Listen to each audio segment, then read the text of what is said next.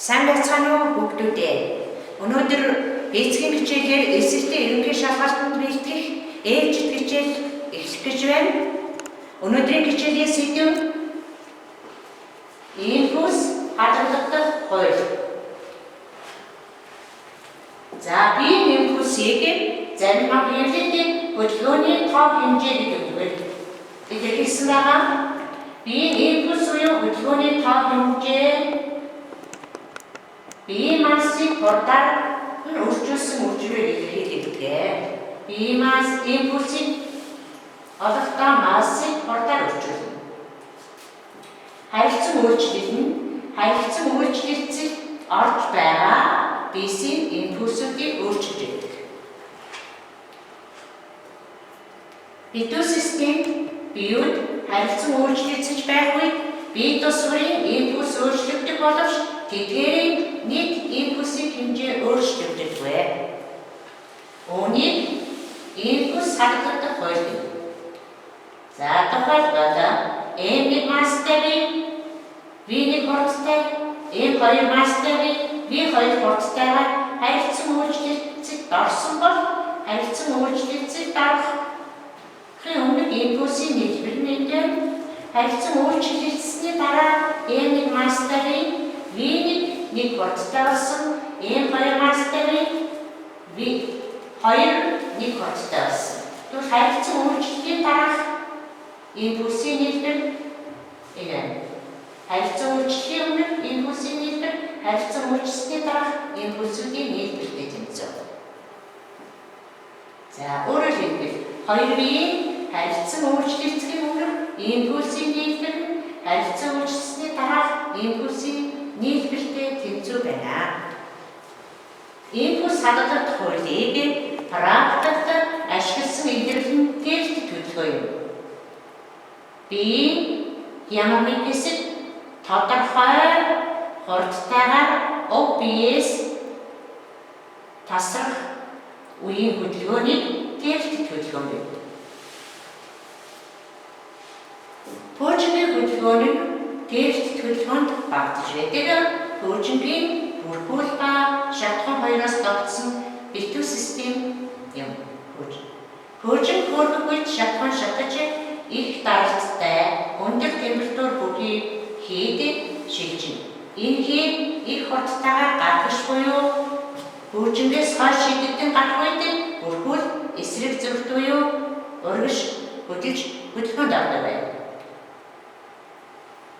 За анхны пуужингийн хөргөлтийн үеийн зургийг үзүүлэхэд Окторгон нислэг пуужин ашиглаж болох санааг анх Оросын эрдэмтэн Циолковский дэвшүүлсэн бөгөөд зохион бүтээгч Королевын удирдлагаар зөвлөлт болоод улсын зохион бүтээгч инженер техникийн ажилтнууд эрдэмтэд хамтран анхны пуужинг зохион бүтээсэн байна. 1957 хүн төрөлхтний анхны хиймэл дагуул болох Спутник 1-ийг өргөжээ. Харин 1961 онд дэлхийд анх удаа сансарт хүн ниссэн бөгөөд сансрын анхны нисэлч Юрий Гагариныг Восток хөлгөөр сансарт өргөжээ. За орчин үеийн зохион бүтээгдэж байгаа тест хөтөлбөрөөс хамгийн том нь Америкийн нэгдсэн улсын Boeing Discount үйлдвэрлэгч компани аврах том тест хөтөлбөр зохион бүтээж байгаа юм. Энэ тест хөтөлбөрийг зохион бүтээх туршилтын ажил нь 2011 оноос эхэлсэн. Харин 2018 онд Америкийн нэгдсэн улсын Калифорни мужийн цөлдөө анхны туршилтын нислэгээ хийжээ. Энэ туршилтын нислэгээ хийснээс хойш нэлээд захиалгыг хүлээж авсан байна. Тус бүр нь 29 тэрбум Америк долларын өртөг бүхий энэ тест хөтөлбөрийн захиалга одоо 701 хүрээд байгаа юм байна. За одоо хүүхдүүдээ энерги хадгалагдах хуулийн бодлогуудыг нэгдүгээр бодлого биеийн импульс нь 8 кг/с кинетик энерги нь 16 жаул биеийн масс ба хурдыг олох гэсэн бодлого байна.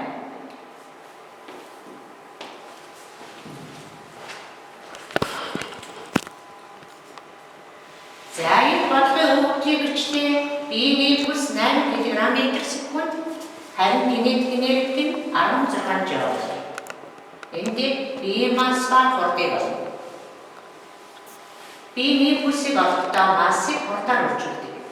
За эндээс массыг олъё.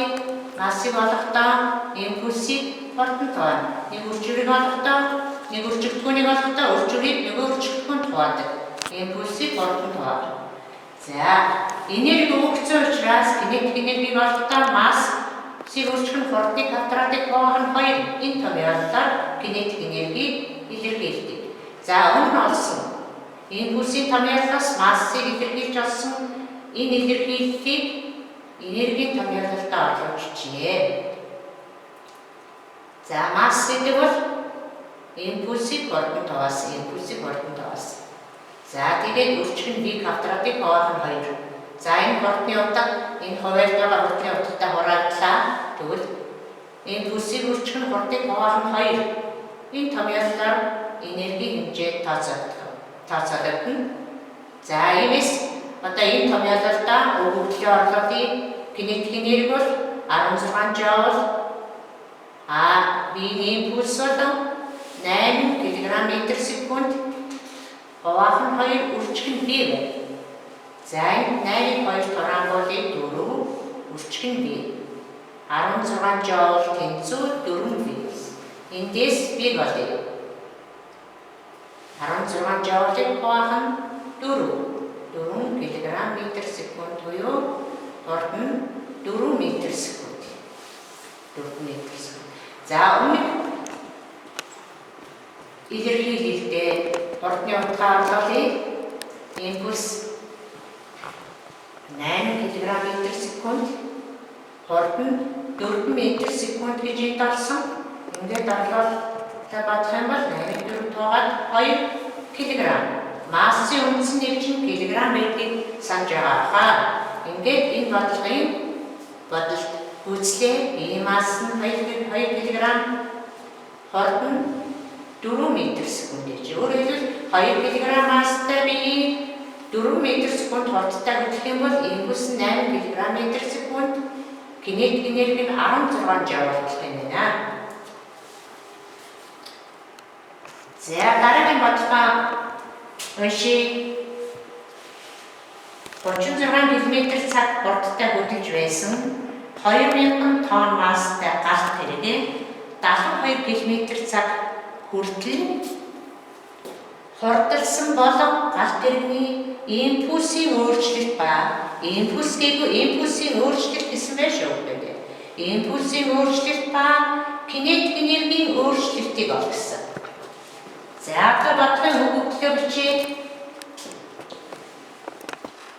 Эхний хурд нь 36 км/цаг, галт тэрэгний масс нь 2000 тонн, 72 км/цаг хүртэл хурдалсан. За энд нэгжийн шилжүүлгүүд хийх нь хурдны үндсэн нэгж м/с учраас 36 км гэдэг бол 36,000 м. 1 цаг 3600 секунд. Тэгэхээр галт тэрэгний анхны хурд бол 10 м/с болох нэ. За масс нь 2000 тонн гэсэн галт тэрэгний масс. Массын үндсэн нэгж килограмм учраас килограмм шилжүүлээ. 2000 гэдэг бол 2-ыг үржих нь 13 зэрэг. 1 тонн гэдэг бол 13 зэрэгт буюу 1000 кг. Тэнцдэг. Иймээс 2-ыг үржих нь 16 зэрэг килограмм. Ижил суурьтай зэргүүдийг үржүүлэхдээ суурийг хിവэр нь тавиад зэрэг илтгэгчүүдийг нэмдэг. За 72 км гэдэг бол 72,000 м. 1 цаг гэдэг нь 3600 секунд учраас 72 км/цаг гэдэг бол 20 м/с болох нэ. За импульсийн өөрчлөлтийг олгосон. Бид нар дөрвөн бодлого дээр биеийн импульс өгсөн байсан. Одоо энэ импульсийн өөрчлөлтийг олгосон.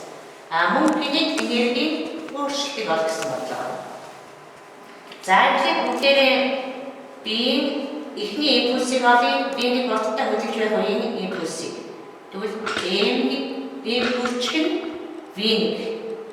2-ыг үржих нь 16 зэрэг килограмм. Үржих нь V1-ийг нь 10 м/с. Энэ учраас 2-ыг үржих нь 10-ийн 6 зэрэг өрчих нь 10 учраас энийг зэрэгтийг бичдэггүй. 6-ыг нэмээд 7.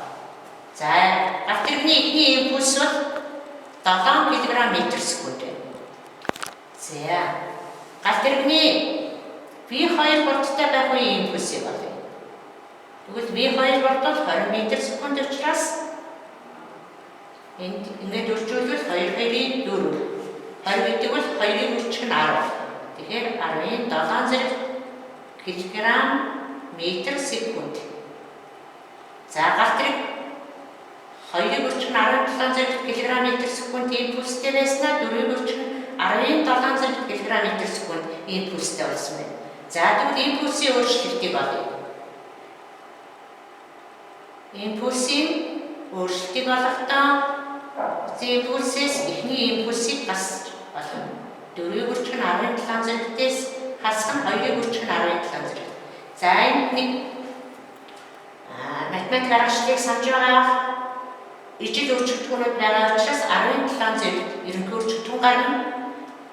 Анхаалтан дотор 4-өөс хасах нь 2. 4-өөс 2-ыг хаслаа 2. 2-ыг өрчих нь 17 зэрэг килограмм м/секундээр импульс өөрчлөгдсөн байна.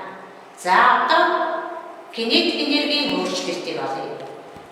Кинетик энергийг олохдоо масс хурдны квадратыг хуваах нь 2. Масс нь 2-ыг өрчих нь 16 зэрэг килограмм.